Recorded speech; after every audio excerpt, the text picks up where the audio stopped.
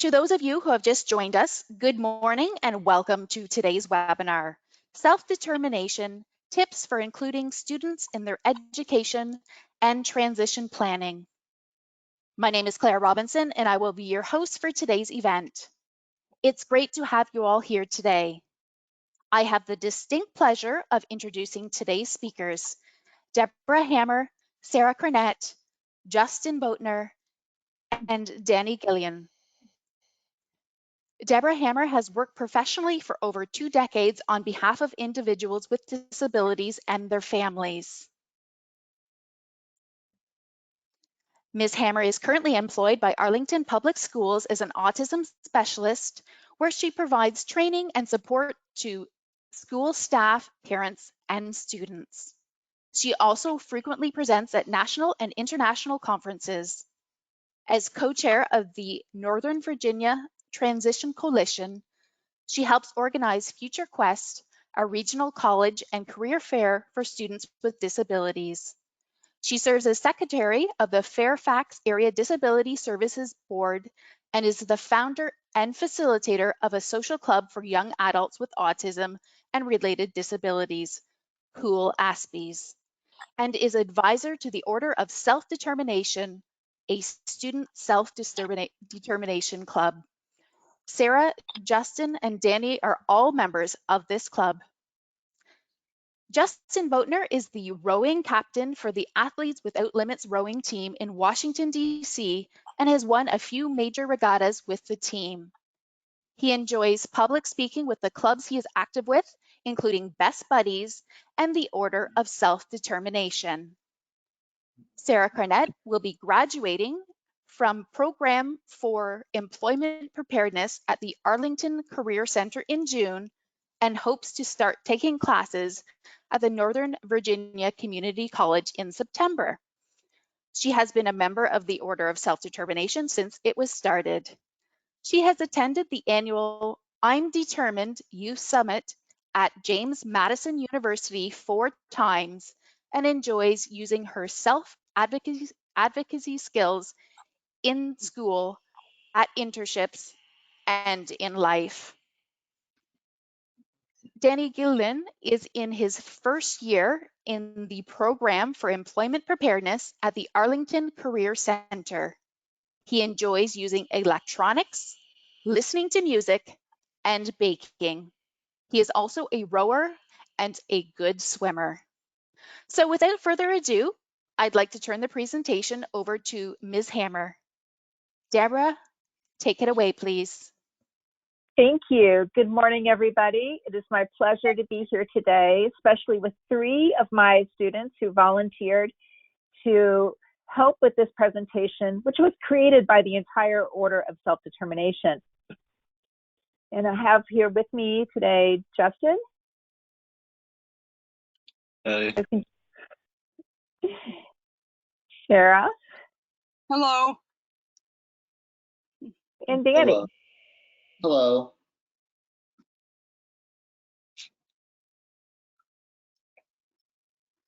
Okay.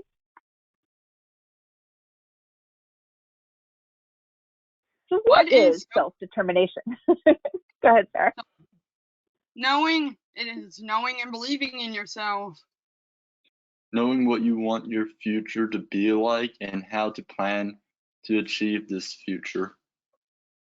Knowing the support that you need to take control of your life.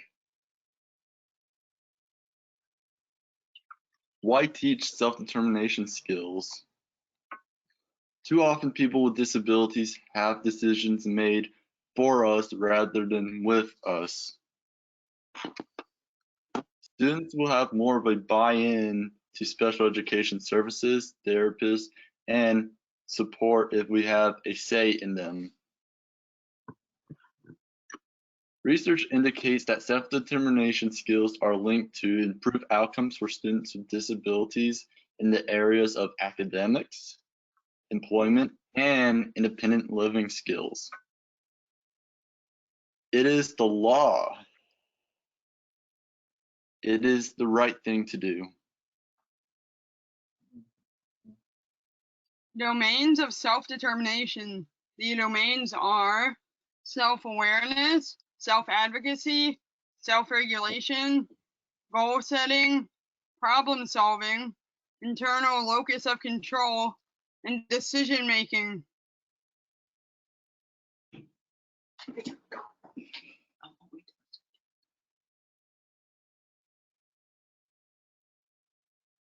Okay, next.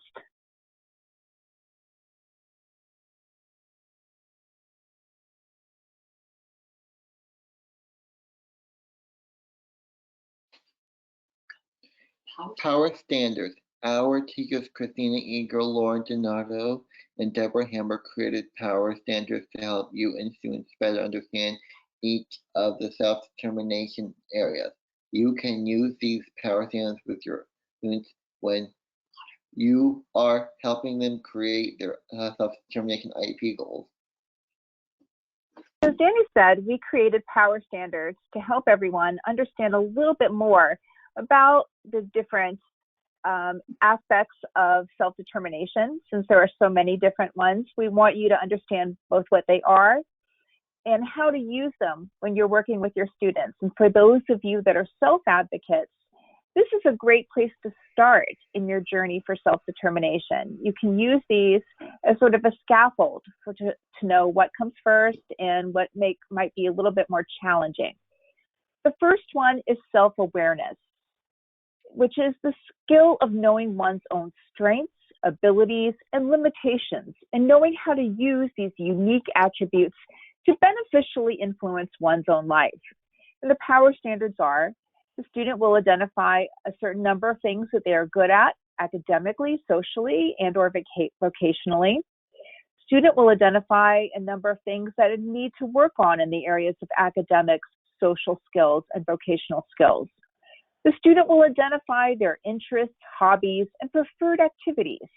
And the student will identify dislikes and non-preferred activities. And finally, the student will participate in their IEP as fully as possible.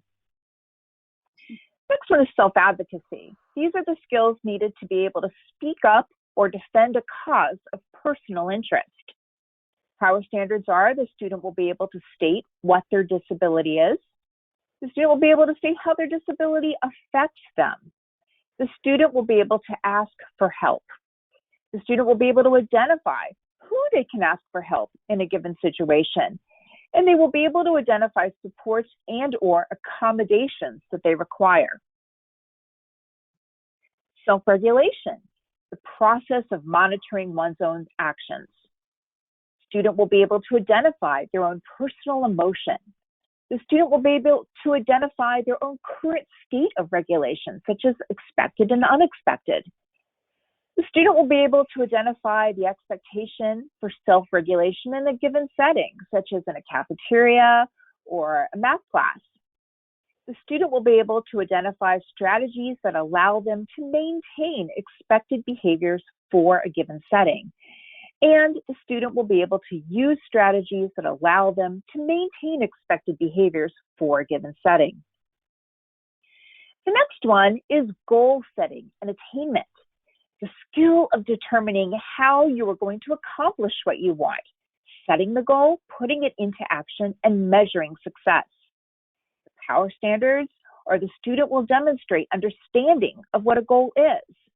They will identify the steps necessary to achieve that goal. They will set short-term goals and then set long-term goals. And finally, they will follow the steps to meet short and long-term goals. Next is problem solving. Being able to identify a problem, identify different solutions, and then make a choice. The student will first identify the problem. Then they need to be able to identify a certain number of different solutions to the problem. The student will think through each possible solution. Then they'll be able to pick the best solution and do it. And finally, they'll be able to evaluate the success of the solution that they chose. Next, we have internal locus of control, the belief that one has control over outcomes that are important to their life. The power standards are: the student will recognize that their behavior has positive and negative consequences. The student will identify factors that they control or not control that affect them in school, such as whether they choose to study or they choose to have a good night's sleep. The student will be able to listen and respect the perspective of another person. The student will accept that it is okay to make mistakes and make the needed corrections. And the student will accept corrective feedback, both positive and negative. Finally, we have decision making. The skill of choosing between more than two options. The power standards are they will be able to choose between the two presented options. The student will be able to identify the best choice from the field of one expected and unexpected option. The student will be able to identify potential consequences of the choice. The student will be able to decide between a goal-oriented choice and a non-goal-oriented choice. And the student will be able to choose an option when presented with an open-ended question or situation.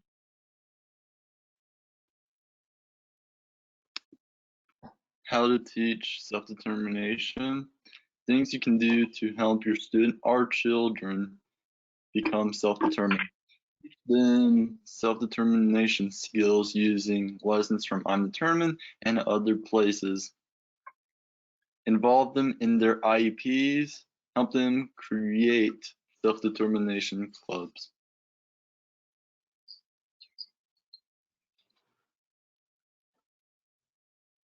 I'm Determined. The I'm Determined project was funded by the Virginia Department of Education and created by our Training and Technical Assistance Centers, TTAC. Focuses on providing direct instruction, models, and opportunities to practice skills associated with self-determined behavior.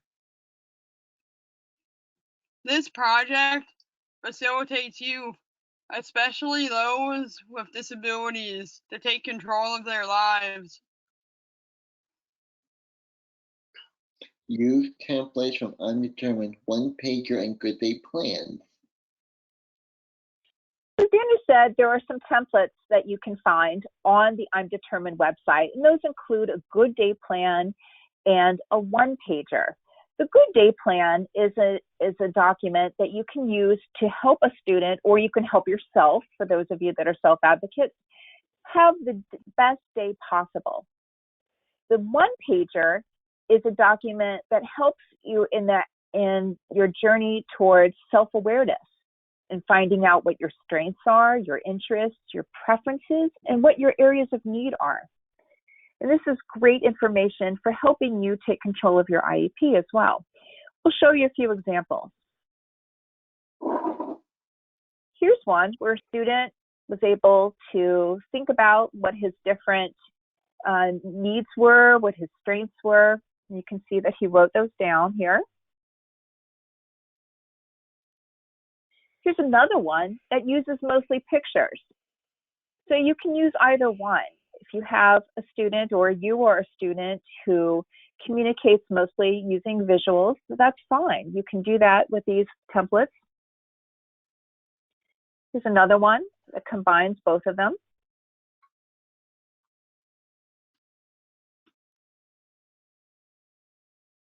Here's an example of a good day plan.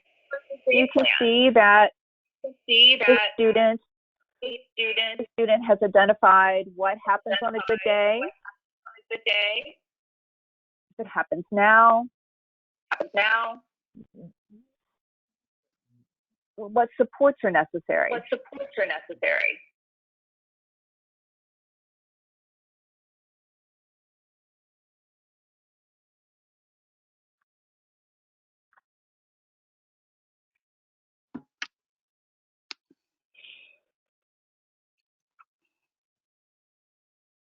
Here's another example of a good day plan that incorporates some pictures.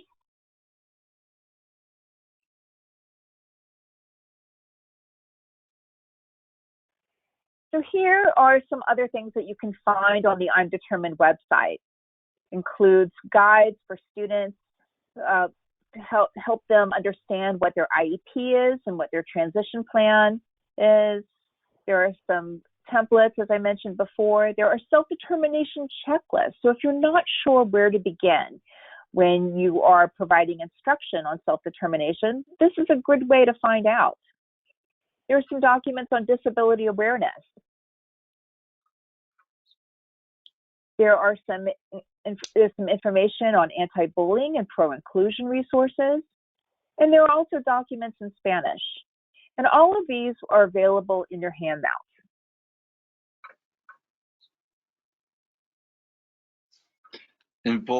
Involving students in the IEP. Involve students in meetings to the best of their ability levels. Bring food, fidgets, and communication tools. Talk with students not about them. We don't like it when people talk about us as if we're not even there.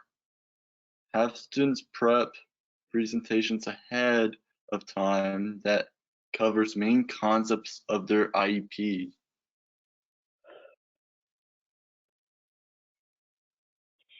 So preparing for an IEP, there are a lot of different ways you can do that. When I was in the classroom, I had my students practice being in the conference room from time to time so that that room would not feel so intimidating. We would have our class meetings there occasionally. We practice having students ask questions if they need more information. You can write a social story or social narrative to teach students about the IEP meeting process. You can prepare an all about me slideshow, which you'll see examples of in a minute, to summarize what the IEP is all about. You want to help students understand the formal language that we use. What is an accommodation? What does ESY stand for? We use a lot of jargon and we want to make sure that everyone understands exactly what we're talking about. It's very important to include students in the draft of their IEP. Remember, it is their document and we want them to have ownership of it. So they need to be partners in writing it. And finally, you can use the resources that we mentioned earlier from I'm Determined. Additional guidelines for successful self-determination during an IEP meeting. Focus on the students' accomplishments and what they're good at, not just what they can't do. Talk about how the student has been successful throughout the year. Share a video or portfolio of things they have done. Don't read every single word of the IEP. This makes it harder to concentrate in the meeting. Don't use jargon or lingo. Use language that everyone at the table can understand easily. Here's an example of an all about me presentation. The student has prepared this ahead of time so that people can understand how she sees herself and she sees her IEP. And as Sarah said, you don't want to read every single word because that can be boring and make it difficult for students to focus. So first, she has her invite list. She introduced everybody. She explained why people need to be at her meeting. She understands how her disability affects her. She went over her strengths and her areas of need. She identified her plans for the future. As you can see, she loves animals and she is working with animals. She identified her education goals. So this is essentially her transition plan. Here's her learning style. Here she talks about how you can help me, which are essentially her accommodations. And now we have another example, and the creator of this one is with us today, Sarah. Welcome to my IEP meeting by Sarah Cornett. This is where you would put stuff about the student. Like I put my age and my grade, where I go to school, any other likes or interests. and health issues.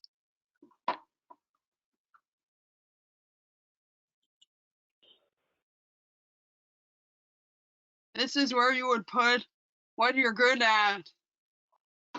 So your pros or your strengths.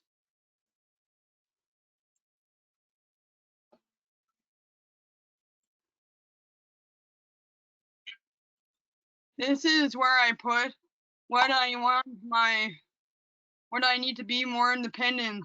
Like I put working on money skills, take initiative on job sites. I want to travel more independently on public transportation.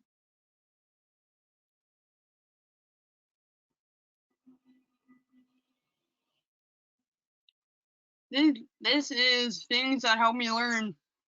So here I just listed some accommodations or goals for my IEP.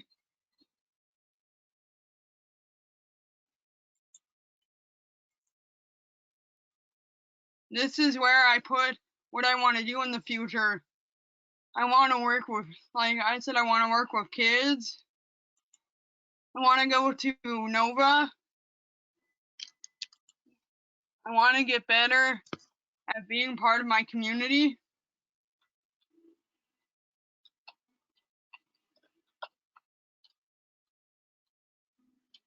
These are some jobs. It's a page where I put jobs that I'm interested in or might want to do.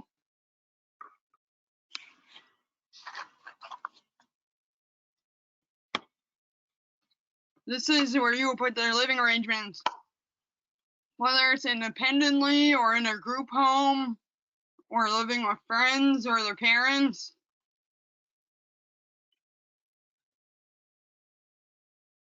Thank you for coming to my IEP. Here's another example of using a video. So not everyone may feel comfortable presenting at the actual IEP. They may want to do something ahead of time, and that's absolutely fine. And this is also a great option for you if you are less verbal, or for if you are a teacher for your students who communicate differently.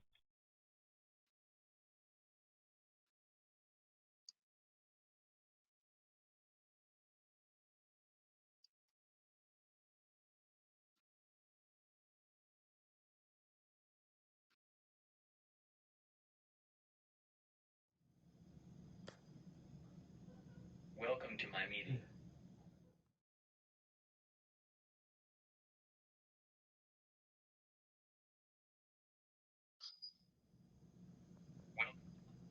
My disability is called autism. It is good. I need help.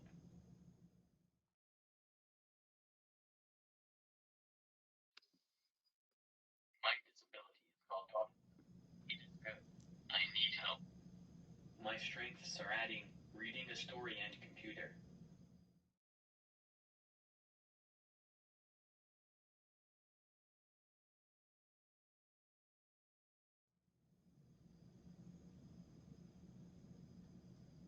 I need help with playing football.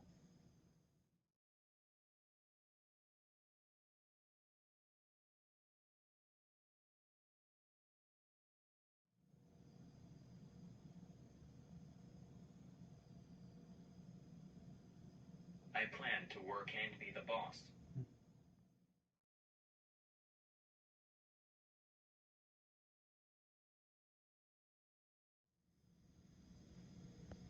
I want to know all.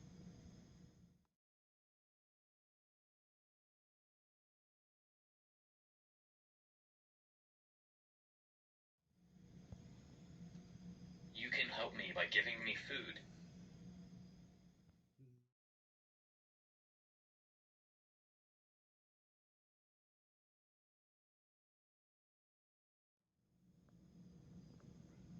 I learn by doing.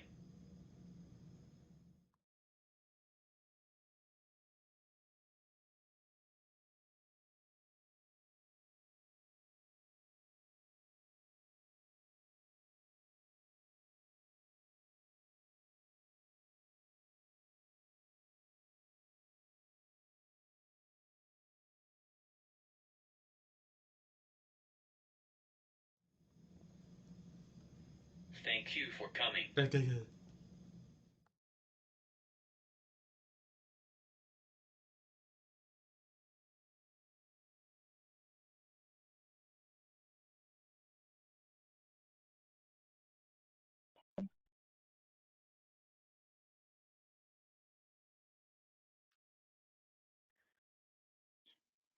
Self-Determination Club, the Order of Self-Determination.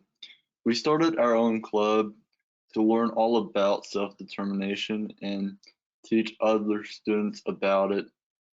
We inspire other students with disabilities to advocate for their needs.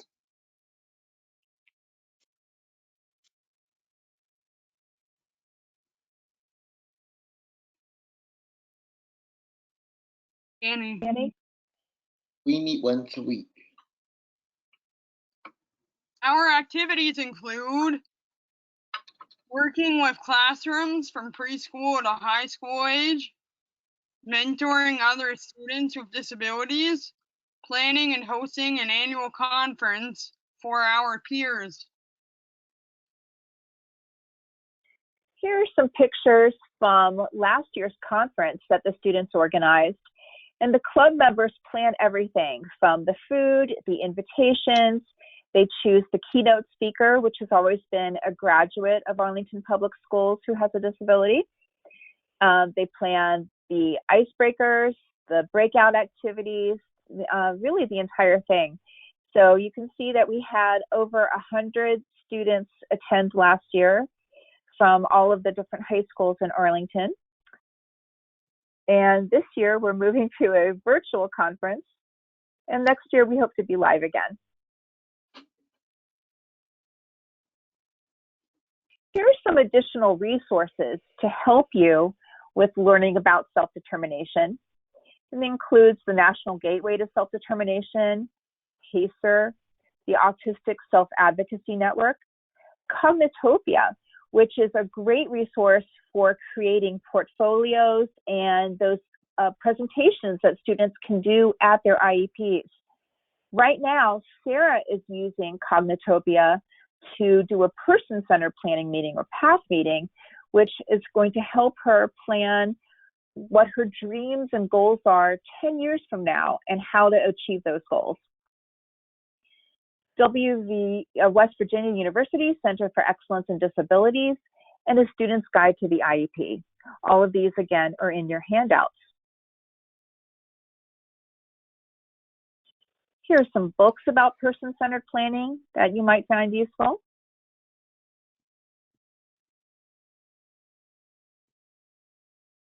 And we have one more video to share with you. This video was produced by students who have graduated from our programs, and they were all at Yorktown High School.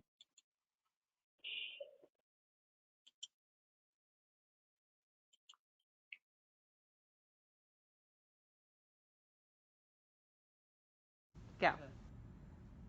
Self-determination means means you're able to speak up, and able to speak up can make you successful. Yeah, because you don't need adults or assistants. That's called self-determination. Self-determination is what you can do to help yourself without the assistance of a teacher, a parent, or any other adult. It's also to let you know how to be confident and to do the things that you want to do, such as achieving your goals and pursuing your dreams. One of the big parts of self-determination is advocacy. If you need something or anything that you need to catch up work on, if you're going to college, get a job, or if you're in high school right now, speak up to a teacher. Tell him or her that you would need some accommodations for your work. When I'm in high school, right now, as you're seeing this video, it's starting to help me to learn how to speak up and also to tell things what I need to do to get the assignments done, and it's helped me ever since. Ladies, gentlemen, hello. If my contact is to be believed, you have congregated here today to learn about all of the bells and whistles of self-determination and all of its benefits. As a man who routinely uses it on a daily basis, I can assure you that it has helped me establish very awkward pauses, and I have been able to maintain, as a man who has steadily maintained contacts with his teachers, has made sure to schedule himself on all assignments, and has been able to sustain his stomach for as long as humanly possible without adult supervision. Self-determination is a very, very powerful tool. Thank you. Learning how to self-advocate for myself has really helped me grow in so many ways. Now I'm handling problems on my own. Like if I have a question for one of my professors, I can email them and I can figure it out, and I can also, figure out problems on my own without much help from adults. And I'm going to community college right now, and last week I just got accepted at Radford University, and I'm really excited to go there. And it's going to be a really good test for me, as it's going to be my first time living on my own with a roommate. All the lessons that I learned through the Asperger program are definitely really going to help me. So, thank you. Hi, Xavier Shakespeare here, phoning in from New South Wales. Self-advocacy and self-determination are some of the most important things I learned inside of high school.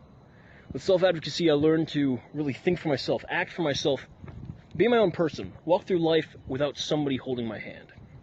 And with that, I was able to get myself a job in, actually two jobs. And with self-determination, well, if your dreams and goals are mountains, self-determination is the tools to climb said mountains. And I use self-determination to climb one of the biggest mountains, well, that I've ever lived through thus far. I use it to walk into the airport one day, hug my parents goodbye, and ride 2 13-hour flights all on my own. The first time I'd ever rode a flight on my own. And at the end of those 26 hours, I ended up inside of beautiful, beautiful Australia. One of the biggest dreams and goals I'd ever had. It's important. It's vitally important to learn these skills inside of high school. Otherwise, who knows when you learn them? Maybe later down the line. But then it could be harder to climb your mountains. And from the view of my mountain, the view is incredible. Ta-ta for now.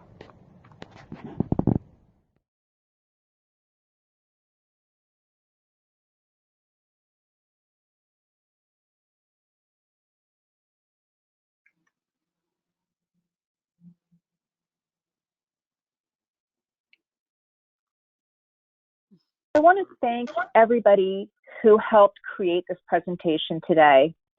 The students who co-presented with me, Sarah, Justin, and Danny, but also the other students who were part of the Order Self-Determination who worked on the PowerPoint. I also want to thank the teachers who helped support those students and support the club, and the students who agreed to share their photos, their presentations, and their videos with us today.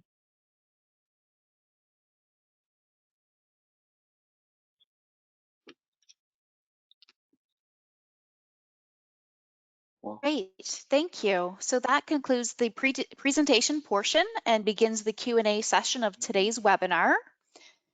We will now begin answering questions submitted during today's presentation. And just as a reminder, you can still submit questions through the questions pane in your control panel. And at this time, I would like to invite our speakers to share their webcams again, please and thank you. And here is our first question. What are some of the other activities that the Self-Determination Club does? Outside of what we do in conferences, we go around to other schools in Arlington public schools and educate students and do lesson plans with them on self-determination.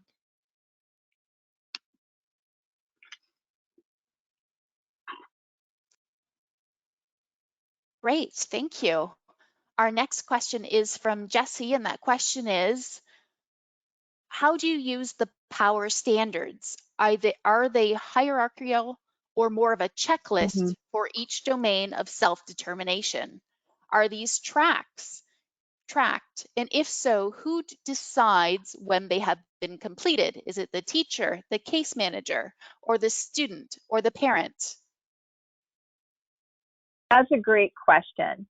So we designed them as sort of a roadmap. There wasn't really a tool that we liked that was out there to help teachers create meaningful IEP goals with their students for self-determination. So we hope that this will help you. It is meant to be hierarchical, so you can start at the beginning, but it depends on where your student is. And there are checklists out there that could help you and that can also work for assessment purposes. They are meant as a guide, so you can certainly individualize them for any student that you have, or students, you can individualize them for yourself. So it's not meant to be a definitive accounting of all the self-determination skills that are out there, but just a few that we thought were the most critical. In terms of mastery, that depends on how you write the goals, and that should be assessed.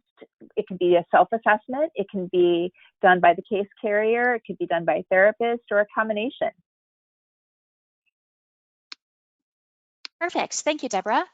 Our next question is from Lai, and that question is, should you allow the student to lead the IEP, or should the adults lead the IEP and get the students' input as they go along? You should allow the students to lead the IEP because it gives them more independence that way. And it's not, sorry, Sarah. You can have them create a PowerPoint or do a video. And it's not just the teach, it's all about the student. It's all about the student in the IEP, not the staff or anyone there. It's all about the student and making it easier for them to get around and to accomplish certain goals and make them more independent. Great, thank you so much, Sarah and Justin. Our next question is from Jessie again, and that question is, for the youth, how would you describe being self-determined to someone who has never heard of self-determination?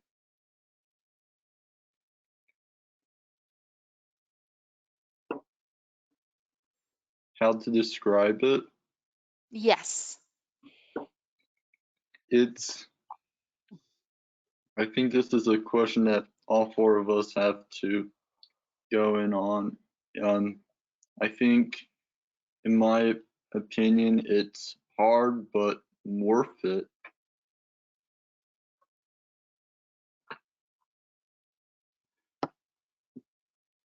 It teaches you independent skills and how to get out there in the world after you leave high school. And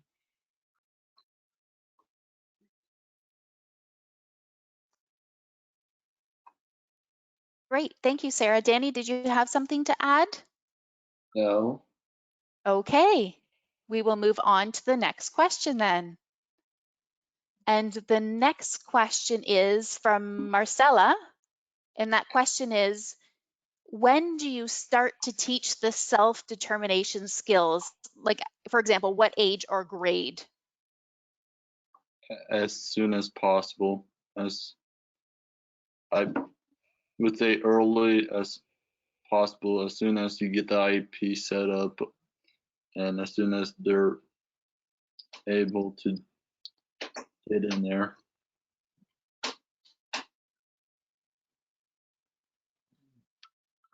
Sarah, do you want to talk a little bit about what we've done with the preschoolers? We pushed into one of the classes in the Career Center daycare. It was the oldest class. And we made Play-Doh and sang songs and did stretches with the preschoolers to teach them regulation. So a lot of the skills can be taught at a very young age. You can look at the power standards and pick the ones that might be best for even very young learners. That starts with self-regulation. It can be making choices between one item or another, understanding what their preferences are, what they like, what they dislike. So those are all aspects of self-determination, asking for help. And all of these skills can be taught at even in toddlers and preschoolers. Great, thank you so much. Our next question is, what visual strategies can you exemplify for nonverbal students diagnosed with ASD?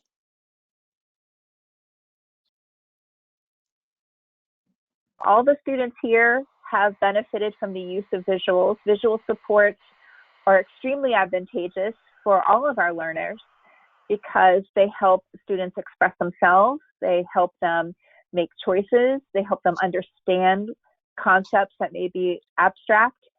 So you can use a variety of visuals when you're teaching problem-solving skills or self-regulation. We use a lot of visual supports for that.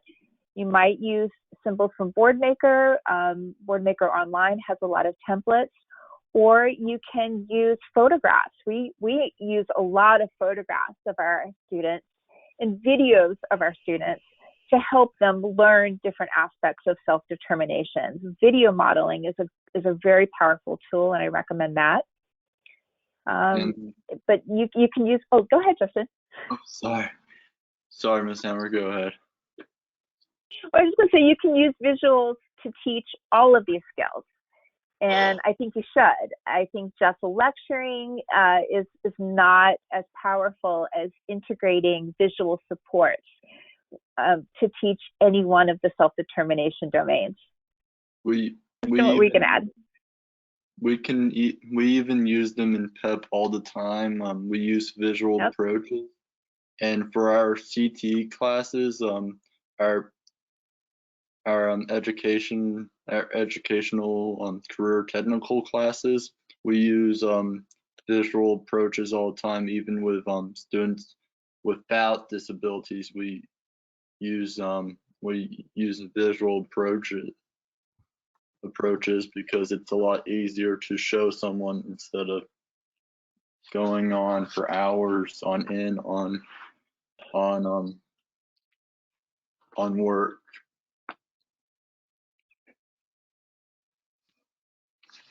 Okay, great, thank you. And our next question is from Marcella, and that question is, where would you advise to start with high schoolers? Which domain? I think it depends on the students.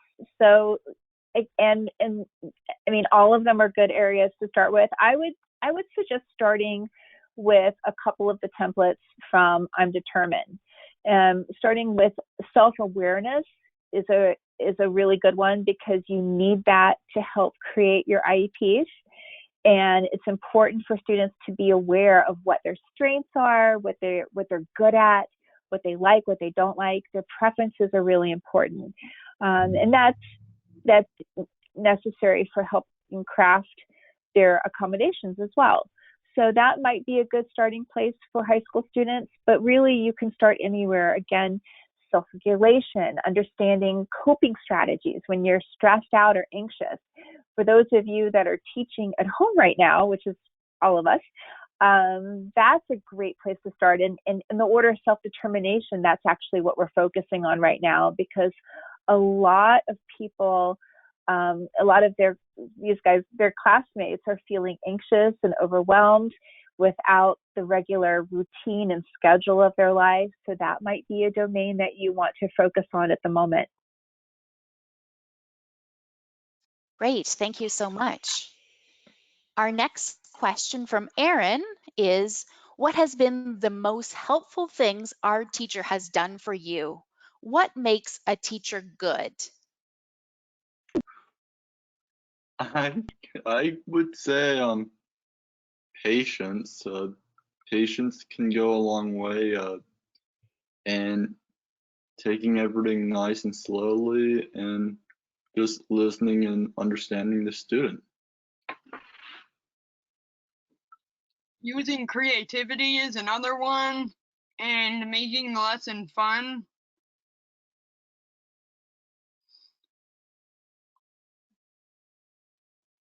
Andy, what about you? What makes a good teacher? Listening for to you? music.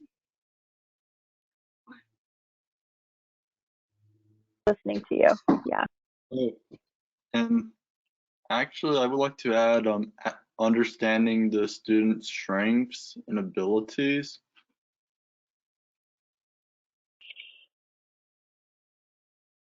Great, thank you. Our next question is from Michelle, and Michelle would like to know, how hard was it to get the club started? It wasn't difficult. The students were already familiar with the concepts of self-determination. I met with a few of them and to talk about ways that we could keep the I'm Determined spirit of the youth summit that they do annually for youth from around the Commonwealth of Virginia, and how we could create something similar to that in our school system. The students had been so excited about it. They were really the impetus for it. So it was very easy to meet and start this project. And once we started talking about it, the kids kind of ran with it, what they wanted to do, what their vision was. They created the logo, they created the concept, they decided a lot of the vision for what the projects they wanted to work on, and came up with the idea of doing the conference. They had big goals for themselves, and they've achieved all of them. And Great. already in PEP, we already learn about advocating for our needs. So it was just all about getting everything together. Great, thank you. Our next question is from Marcelia, and the question is, do you teach self-determination during a separate class or within other classes? It depends. Sometimes it could be in the social skills class or whatever, or if they're in the life skills class, it could be taught in there. Or in a MIPA class. Yeah. So these are abbreviations that we have in Arlington for certain self-contained programs that we have. And in those, self-determination skills are integrated into the curriculum. But we have other classroom teachers and speech therapists that are using aspects of self-determination, pushing them into their regular curriculum and just trying to divide the time. So we don't have any special self-determination classes. We do have a social skills elective available for all of our secondary students, though. Great, thank you, Deborah. And our next question is from Maria Netta, and it's a comment as well as a question. And she says, thank you very much for all the information provided. I've enjoyed this very much and feel very proud of each of you. Could any of you provide examples of your process on self-regulating yourselves? Good question. Ooh. I got one right here, actually. self-regulation, I would say one thing you can generally do is having the student fidget or stim.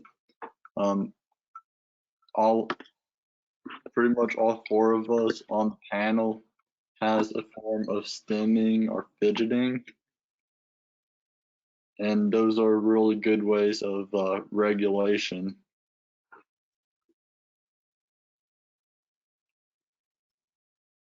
I also have Anybody else? mine. I have my fidget spinner. This is how I regulate myself.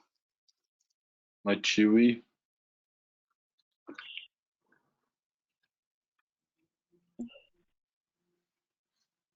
Danny? I take a bath. That's regulation. If you're not able to regulate, is there something else you do? No.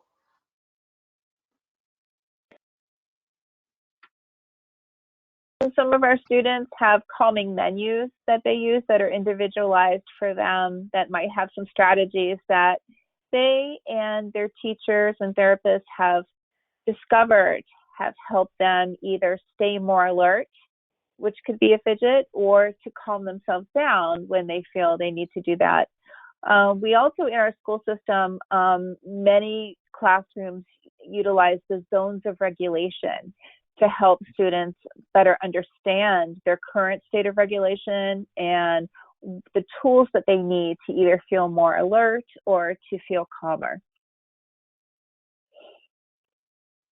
Great, thank you so much. Our next question is from Leah, and Leah would like to know, would preparing for the IEP meeting be done with the special education teacher? Yes. Generally it would be done by a case carrier.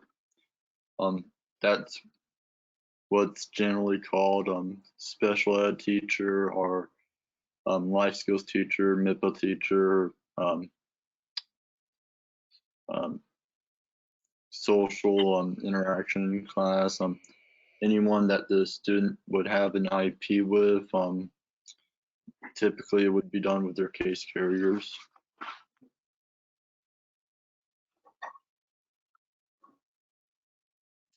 Great, thank you so much.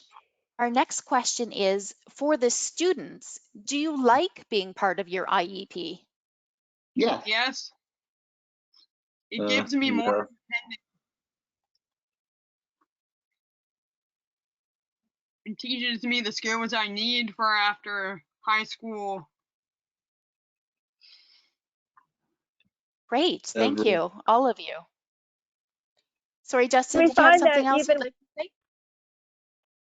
I just wanted to add that we find that even our little kids, sometimes they feel nervous the first time they come to their IEP. They don't have to stay the whole time. Maybe they just come and say hi, introduce themselves, have a snack, and then go.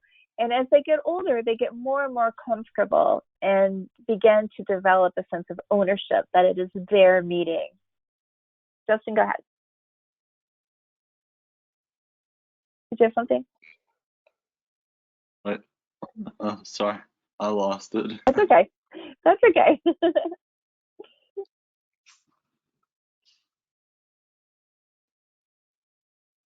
Okay, great, thank you. I remembered it was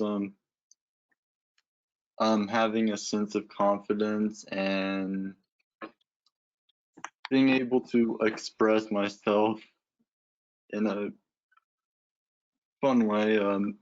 And what's great about us is what's great about creating our own slideshows is because we're able to create them in many ways, like and show a true side of ourselves. So in my slideshow, I show an interesting side to me and make it sarcastic, but also getting to the point of the IEP. Great, thank you everyone. And we have time for one final question. And that question is from Kendall. In what ways have you generalized self-determination across all life contexts? How have you taken what you have learned about self-determination and applied it to other places such as work, college, community interactions, interpersonal conflicts? Are the skills and behaviors of self-determination the same in each of these places, or is it dependent on the situation? I use it throughout my life, and even throughout my I have a podcast channel, and I use information from I'm Determined all the time. And I just released an episode on my channel for students who are going away to college, and I included a link to the I'm Determined website and mentioned practicing I'm Determined skills all the time. So yeah, I heavily use it. Before I would go into any interview, I would mentally process everything and practice advocating for myself.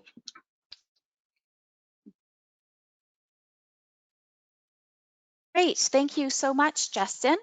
And that is all the time we have for questions today. So thank you, Deborah, Sarah, Danny, and Justin. And thank you everyone for joining us today. Once you close out of the event, you will receive an exit survey. We will appreciate it if you would complete that and provide your feedback. Everyone will receive a follow-up email with a link to today's video recording and materials within the week. On behalf of the Organization for Autism Research, thank you for joining us this afternoon and have a great rest of your day.